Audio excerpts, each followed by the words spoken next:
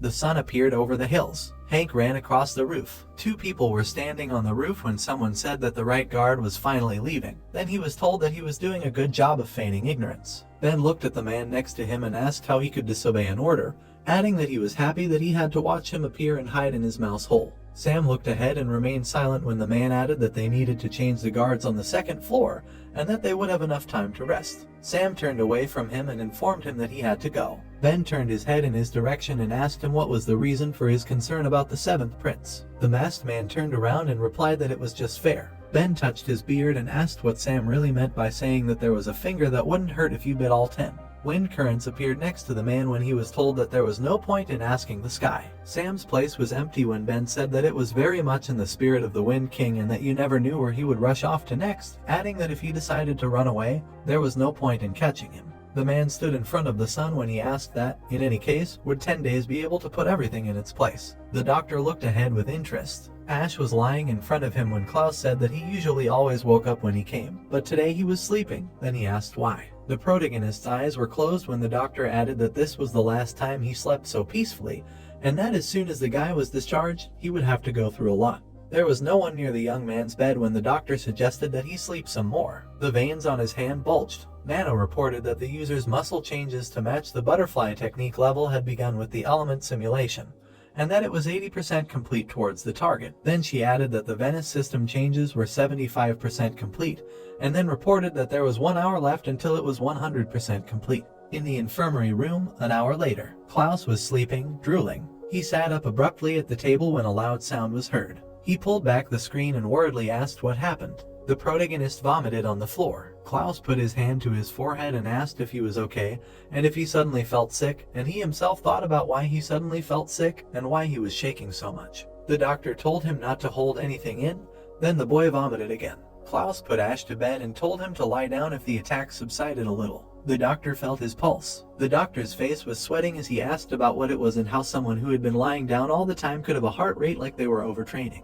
The protagonist opened his mouth and began to breathe heavily as Nano reported that his body's response to the changes that had occurred had stabilized. Ash covered his mouth and exhaled. Klaus grabbed his head, wondering what it was and why he had suddenly calmed down, adding that he had never heard his teacher mention anything like that. The doctor stood with his back to his bed and decided that he would let him sleep and go eat since it was almost lunch. The protagonist opened his eyes. He sat up abruptly. Ash opened his palm. Suddenly, he clenched his fist tightly. The boy looked at his fist, thinking about how the strength that appeared in his hands was so different from what he had 6 hours ago, and that he could imagine how many teachers he had gone through to train himself like this. Ash wondered if the man would be scared if he knew that his body had become like this in just 6 hours. The teacher's eye flashed. Hank instantly left the student behind. Ash looked ahead in surprise as he said that it was amazing and thought about how he had created so much pressure with just the basic elements, even without Nagom. The boy's pupils narrowed as he asked Nano if she had scanned, to which she replied that the scan was complete. Hank sheathed his sword and asked the cadet if he had been watching closely, to which he replied that he had. The teacher smiled kindly and said that he was sorry as he had to teach him the basic elements properly.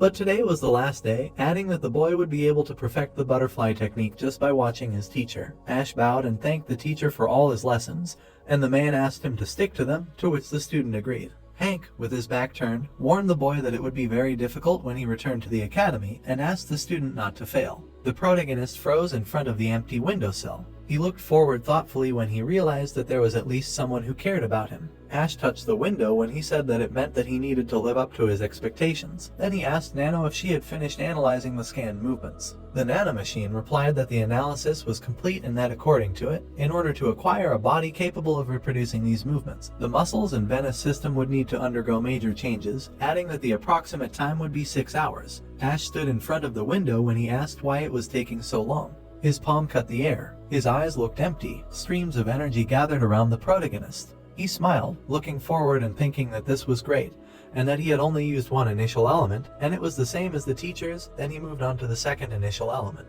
Suddenly, Ash looked to the side. He noticed a person through the wall.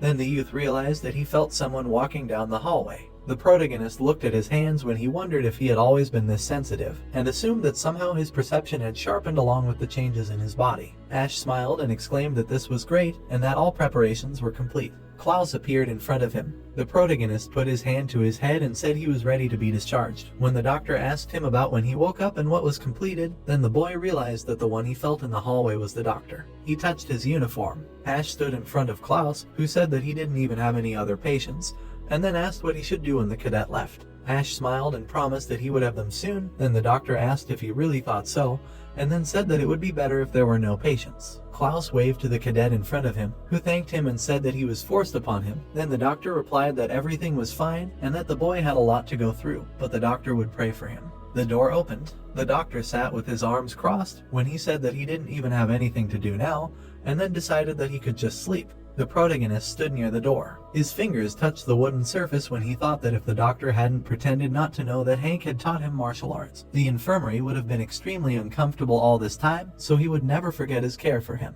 Ash smiled, touching the door when he thought that he would definitely send the doctor the patients he wanted so much. Jack and Simon's skin crawled. So, friends, this chapter comes to an end. What will happen next? We'll uncover it in the next chapter. Don't forget to rate this chapter out of 10 in the comments. We'll see you in the next video. Until then, take care and goodbye. Don't forget to like the video and subscribe to the channel.